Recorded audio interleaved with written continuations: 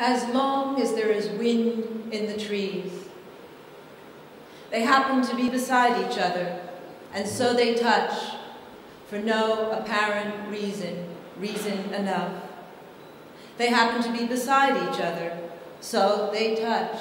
For us, it is not like this, though timorous shadows tell, an arm to move, a head to turn, sensing something near, someone who may be one of the ones who, for no apparent reason, will move away or turn, stirring a storm, giving it room to toil, one for whom, for a time everlasting or brief, you will be the leaf, the bowl, the bee, the light, and the other way around, if you are lucky.